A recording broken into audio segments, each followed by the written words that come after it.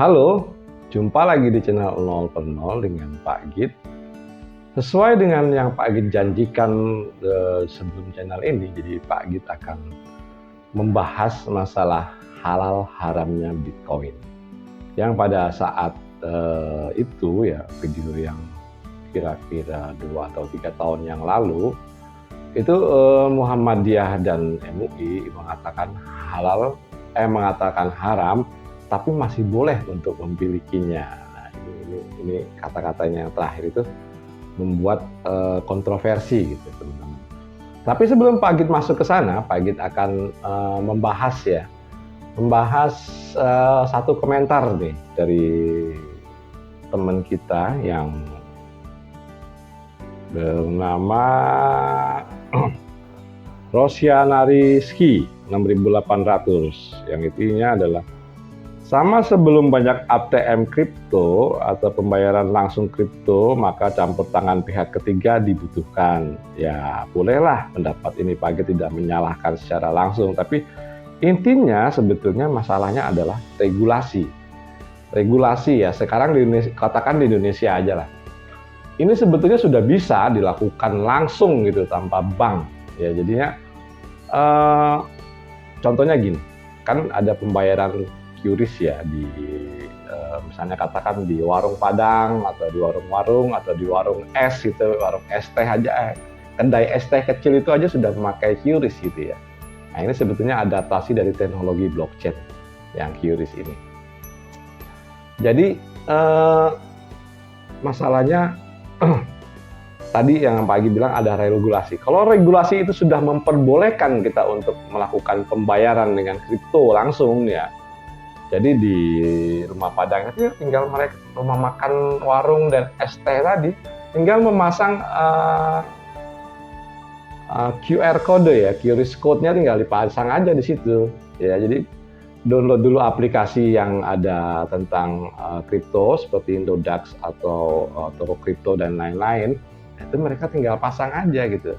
Tinggal pasang seperti QRIS itu, nanti bayar scan QRIS, udah terima Bitcoin-nya ke tempat si penjualnya. Itu sudah bisa sekarang sebetulnya. Cuman masalahnya itu tadi, regulasinya belum memperbolehkan. Walaupun saat ini ya pengawasan kripto itu sudah dilakukan oleh OJK ya, bukan Bapepti lagi. Nah, menurut Pak Git sebetulnya kalau udah urusannya ke OJK ya harusnya ini boleh, harusnya gitu, karena otoritas jasa keuangan ini ya udah masuk kripto itu udah dimasuk ke otoritas jasa keuangan, harusnya bisa dikatakan dia juga sebagai uang gitu, harusnya ini bisa sekarang.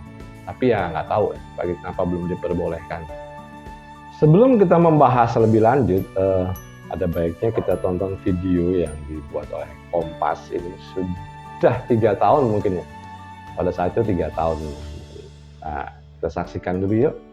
Gubernur BI Peri Warjio menyebut bentuk fundamental yang masih belum jelas menjadi alasan utama Bank Sentral tidak mengakomodir aset kripto.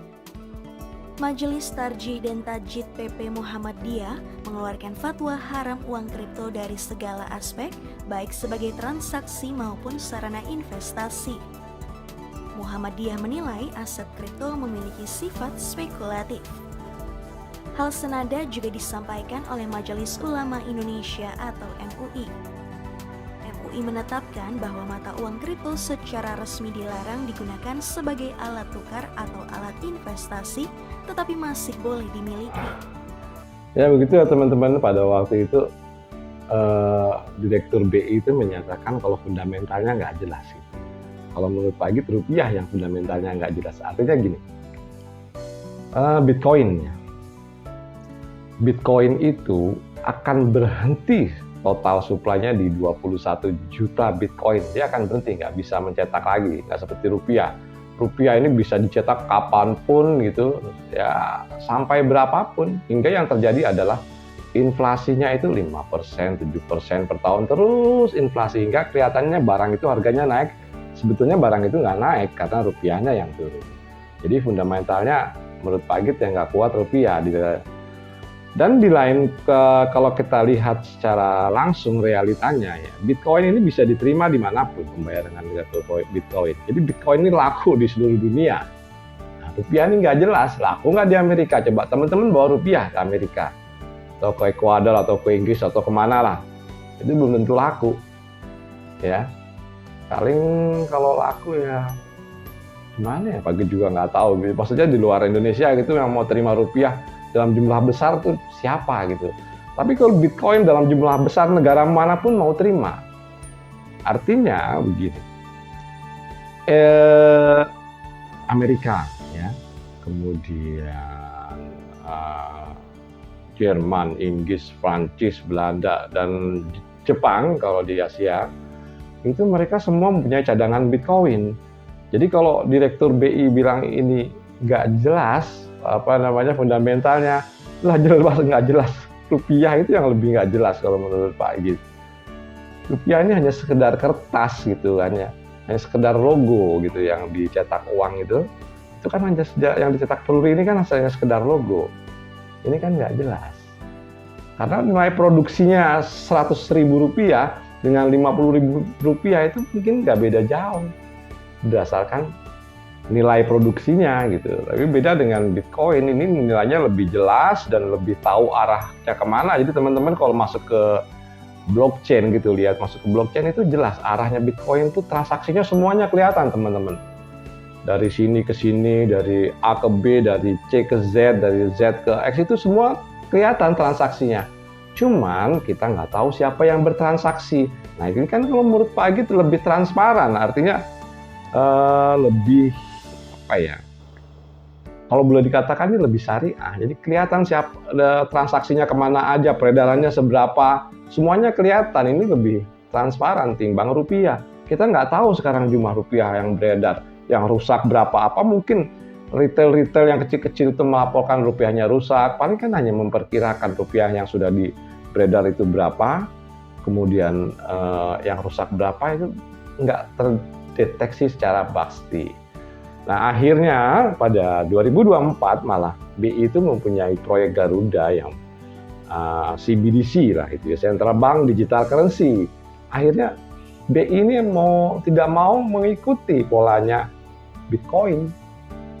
Jadi teman-teman yang lakukan misalnya transfer dana lewat Dana gitu ya, ada aplikasi Dana, terus kemudian GoPay dan lain-lain yang lewat pembayarannya lewat QRIS itu, yang kemudian scan, bayar gitu ya, itu adalah mengadopsi dari teknologi blockchain ya. Itu teman-teman yang disebut ya kalau sekarang boleh dikatakan uang virtual lah gitu. Jadi kalau uang elektronik ya seperti e-tol, Brizi itu yang buat bayar tol, nah itu uang elektronik. Tapi kalau ini uang virtual ini mengadopsi teknologinya blockchain. Jadi boleh Pak Git ceritakan sedikit ya, blok, ini chain, ini blok, rantai. Ini kalau udah terjadi berblok-blok ya, banyak itu, nggak bisa dimusnahkan dari depan sini teman-teman. Nggak bisa, jadi musnahinya dari awal dan nggak boleh berhenti. Jadi misalnya kita musnahin sedikit dari sini, terus kita berhenti, besok kita kerjain lagi, ini balik lagi dia, membentuk kayak kalau boleh dikatakan, dianalogikan tuh kayak ekor cicak yang putus gitu. Begitu ini dirusak, tidak ada continue, dia langsung membentuk lagi. Jadi kalau mau merusak blockchain Bitcoin itu harus dari awal sini. Dia bukan dari depan, nggak bakal bisa. Dari awal ini dan terus gitu. Nggak boleh berhenti. Kalau begitu berhenti, dia akan membentuk, blockchain-nya tadi akan terbentuk. Karena ini dibuat dengan algoritma yang sangat rumit gitu. Ya, teman-teman bisa lihat kalau itu di white paper-nya Bitcoin yang dibuat oleh Satoshi Nakamoto, yang saat ini kalau teman-teman googling di Google itu sudah ada terjemahannya. Jadi bagaimana Bitcoin itu bekerja gitu loh. Baik Pak, diceritakan sedikit ya, Bitcoin itu bekerja begini. Dia kan mencapai total supply-nya itu 21 juta, dia akan berhenti. Pada 2008-2012 itu terjadi halving. Jadi halving itu adalah setengah ya, dari kata half yang artinya setengah. Itu memotong supply-nya. Jadi 21 juta itu pada 2008-2012 itu, 2012 dia tinggal 21 juta itu berarti tinggal 10.500.000 ya.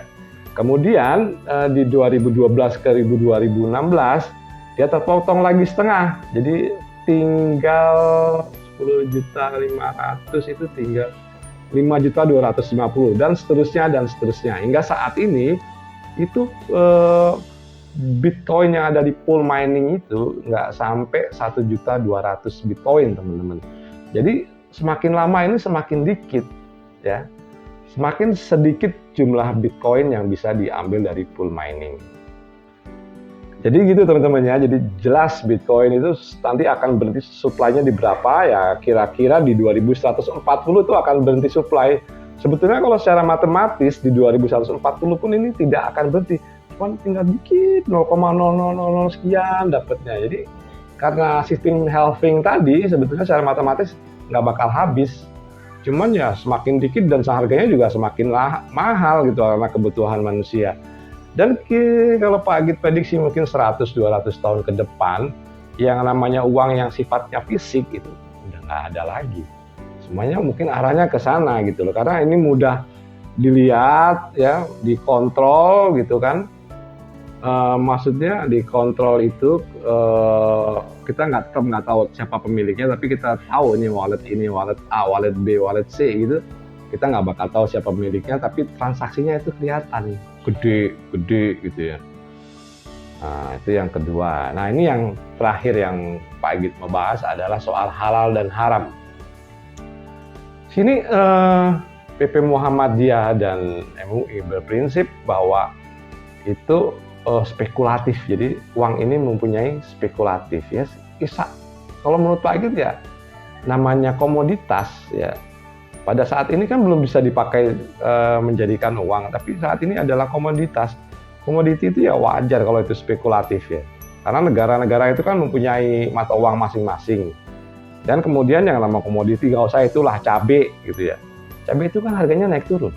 Kadang naik banget sampai 50.000 atau berapa gitu, nanti turun jadi 15.000, itu kan ininya juga tinggi.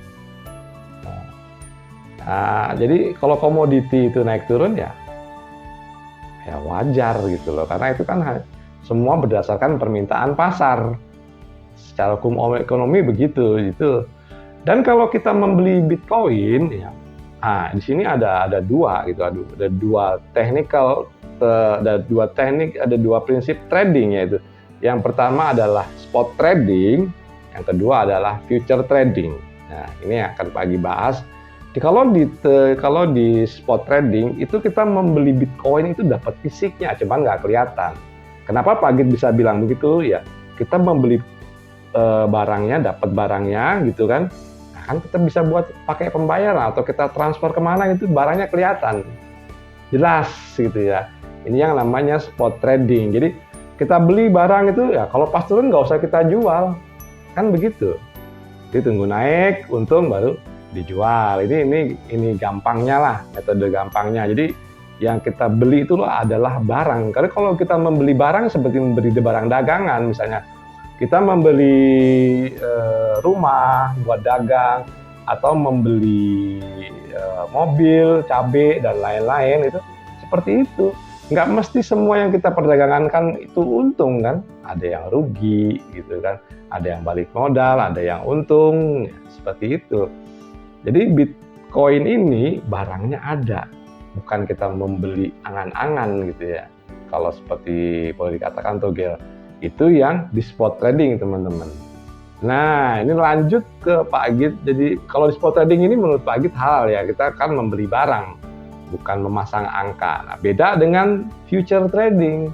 Di future trading, ini baru kita menebak arah angka, kita tidak beli barangnya. Itu trading itu kita misalnya mengambil nanti kita open posisi Bitcoin di 92.000, kita ambil, kalau dia turun 10% atau 20% kita buat cut loss gitu. Kalau nggak cut loss ya bisa habis banget uangnya. Nah, nanti kalau naik kita akan jual di seberapa. Nah, itu dia menebak arah angka berdasarkan biasanya analisa data atau analisa teknis gitu. Nah, ini kalau menurut Pak Agit di future trading ini diharamkan karena seperti orang membeli togel di sini, membeli angka naik atau turun, beda dengan spot trading. spot trading tadi kita membeli barang, tinggal kapan kita mau jual gitu loh. Nah, kalau di future trading ini menurut Pak Git bolehlah dikatakan haram. Karena kita tidak membeli barangnya, kita hanya membeli atau menebak arah kemana angka tersebut berjalan. Dan ini bisa dilakukan trading dua arah, atau maksud Pak Git bisa trading sell, bisa trading buy di situ. Jadi kalau turun kita nge-sell, kalau naik kita nge-buy. Seperti itulah gitu. Dan trading future ini itu tidak ada di marketplace di Indonesia, itu tidak ada yang mengadakan future trading, itu tidak ada. Adanya itu di market-market luar seperti di Binance, di OKX dan lain-lain gitu ya. Nah, mereka ada di situ trading future yang sifatnya tidak membeli barang, tapi membeli angka. Nah, ini setuju Pak Git kalau yang ini diharamkan karena tidak membeli barang. Oke teman-teman, menurut Pak Git cukup sekian dan Pak Git akan membuat kesimpulan yang di masalah pertama tadi adalah soal pihak ketiga gitu ya. Pihak ketiga itu akan ada kalau ATM kripto itu belum ada, terus belum didukung oleh bentar Pak Git lihat, lupa tadi yang dikomenin apa. Karena belum ada ATM kripto, pembayaran langsung kripto, campur tangan pihak ketiga ini masih ada. Pembayaran langsung kripto sebetulnya sudah ada, gitu. Sudah ada di negeri Indonesia pun sudah ada. Cuman masalah utamanya adalah regulasinya belum mendukung, ya. Regulasi saat ini itu belum mendukung. Artinya kalau kita melakukan pembayaran dengan cryptocurrency, nah itu bisa dipidanakan saat ini. Nah, yang kedua, ini masalah Gubernur BI pada saat itu ya, yang mengatakan bahwa fundamentalnya nggak jelas Bitcoin. Yang akhirnya sebetulnya sekarang pun BI sendiri mengadopsi metode dari Bitcoin, yaitu metode blockchain yang teman-teman sendiri sudah melakukan ya, melakukan pembayaran lewat QRIS segala macam ini. Ini malah tidak ada uang palsu. Kalau pakai metode blockchain itu tidak bisa buat uang palsu. Dan kita tahu kemana beredarnya uangnya, itu lebih transparan. Jadi mungkin ya waktu saat itu Gubernur BI-nya belum membaca white paper Bitcoin, jadi ya seperti itu gitu. Yang ketiga, masalah halal haram tadi ya. Intinya cuman ada dua masalah yang Pak Git ungkap di sini, yaitu spot trading dan future trading. Kalau spot trading itu kita membeli barang, Pak Git tidak setuju kalau ini diharamkan. Barangnya itu ada, soal naik turun kan tergantung market ya. Biasalah kalau kita beli mobil, beli motor itu tergantung market naik turunnya. Jadi permintaan pasar berdasarkan hukum ekonomi. Beda dengan kalau kita future trading. Pak Git setuju kalau future trading diharamkan. Jadi memang future trading ini pun tidak ada di market di Indonesia. Misalnya di Indodax atau di kripto itu nggak ada future trading, adanya di market di luar. Nah, ini haram, Pak Git setuju. Jadi begitu ya teman-teman ulasan dari Pak Git. Pak Git rasa ini cukup sekian dan terima kasih.